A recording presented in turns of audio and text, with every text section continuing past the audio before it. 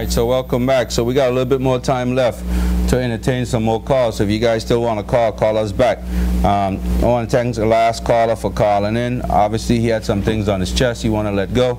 I guess he was saying that his daughter and son is responsible for the national song, and then we had 2 other people responsible for the national dress. I just want to commend all those people who took part in that. I think they did a wonderful job. It's needed. We need a national song. We need to have some national pride. I would like to see some more things done. I know the minister talked about schools having flags and so forth. All those things are good. They're good for the country.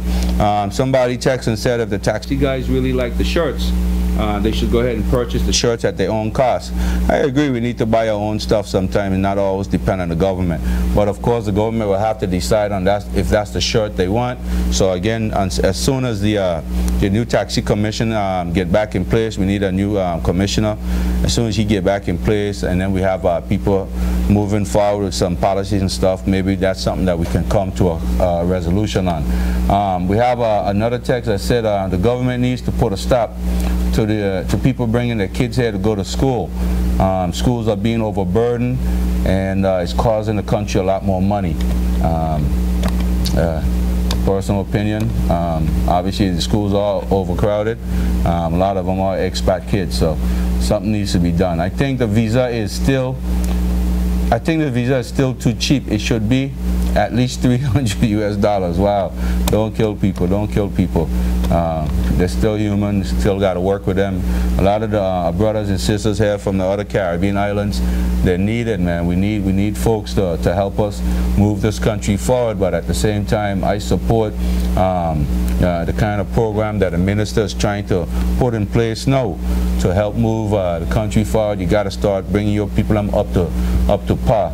Another idea, I was watching the Republican and the Democratic thing just recently up in the States, and they were talking about Obama has this thing, the DREAM Act, for a lot of kids that are going to the United States. They come in with, the parents bring them in. They're not really legal, but because they've lived and they were educated in the country, he gave them an easier path to citizenship, and it's called a DREAM Act. I think we need to adopt some kind of thing like that that relates to all kids that are born here from parents who are not citizens, and give them some type of rights, immediate rights, not this, you know, you wait for a certain amount of years, as long as you go to school, or, you know, you got kids that are born here, should be recognized as citizen of the country, and that's how you build up your whole you know, community of people that's going to support and help defend the country. If they don't feel a sense of need, a sense of belongership, they ain't going to support anything. They're going to feel as if you know, the country turned their back on them, and we got to do something about that. I am asking Honorable Waldwin to investigate Holder's way of conduct in operation at the prison, because he is abusing his power at the prison. The great minister, Mr. Waldwin, the folks are crying out at the prison. Prison inmates got rights, yes, but inmates' rights are being violated every day. Sent from, oh, you can't tell us where you send it from. If you're in prison, you got a phone that's illegal, you see you're violating already. I want you to send from my iPhone. You can't do that. The prison has prison officers, and if there's a need to shake up the prison, it should be done by Holder and his officers. The police responsibility should be the enforcement of the laws of the country. All right, so that's another complaint about the prison. Obviously, there's something going on. This person said, I recently went on vacation in North Sound, and was appalled to see the boatyard in a small community. It is a major health risk. Something must be done. Well, ladies and gentlemen, you know what to do. Start sending letters into the newspaper and have them publish those letters. You know, if you're having health issues and you're going to the hospital, document those health issues. The country, the system have a responsibility to protect people's health. I mean, that's why we have a Ministry of Health.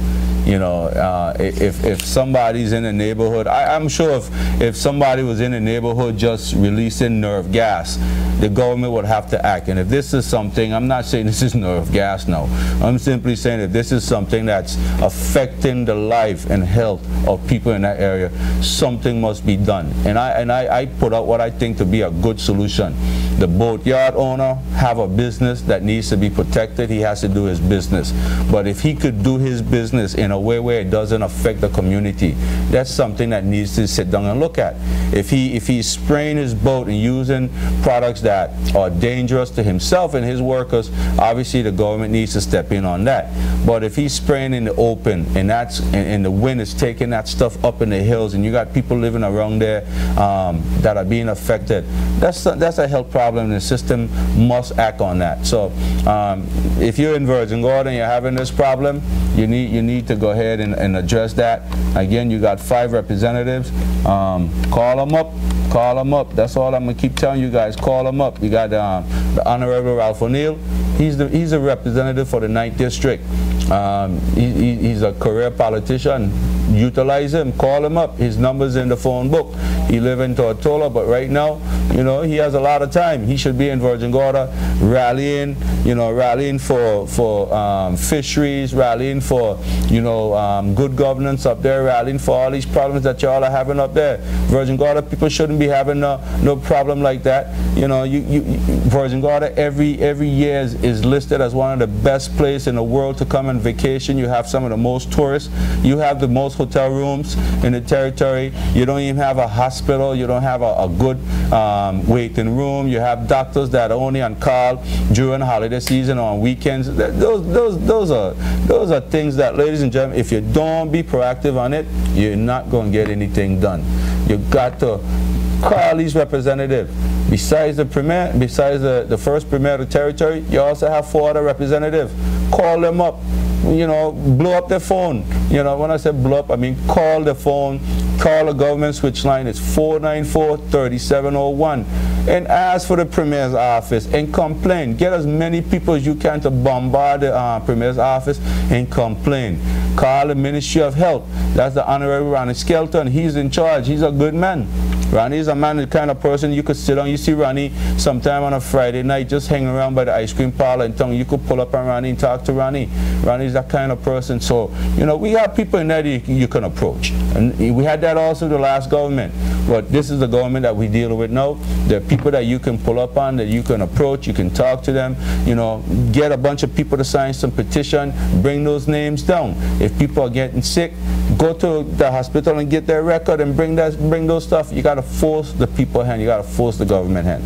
And that's the bottom line. So, ladies and gentlemen, I think, let me hit this last text and then I think we're going to close off because we only got 5 minutes left. It said, why is some of these contractors are not paying your Social Security and your taxes and not paying you for weeks at Mosquito?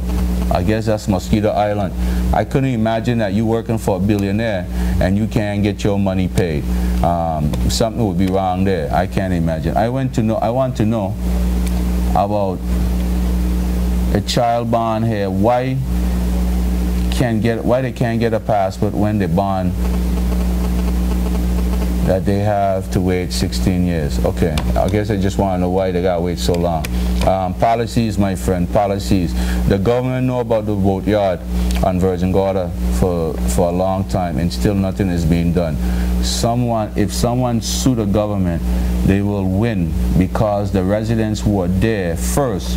Nowhere in the world you put an industrial development in a residential area. It is wrong. So I'll close it off with that right there. So, ladies and gentlemen, I'm going to wrap up. It's going to be quick and simple. Thanks very much for tuning in tonight. Appreciate all the calls. We enjoy the clarity. Thank you guys, you know, for dialoguing. Of course, speak your mind. Just want to let you know that we are always here, and the reason we're here is to bring issues and allow you to vent and tell folks what's happening in the community. So thanks again for tuning in. We appreciate it. And of course, I'm going to keep closing off with this now. JTV does a lot of community work, but we also are business, and we believe that right now things are hard, things are tough. We know that. But if you have a business and you want to get the word out, JTV is the best source to get the word out. So call us up. Let's put together a nice marketing advertisement campaign for you. We got a lot of professional people in here. We got graphic designers. We got guys that are behind the scene. We got engineers. We got cameramen. And most of the stuff that you see going on in the BVI, JTV is the one who is taping those stuff. So if we could do it for free, you could also pay us to help you get the word out there. So call the show first thing Monday. Call the station first thing Monday, and let us put together something for you, all right? So thank you so much. Tune in again next week to another session of Speak Your Mind. Thank you, and God's will.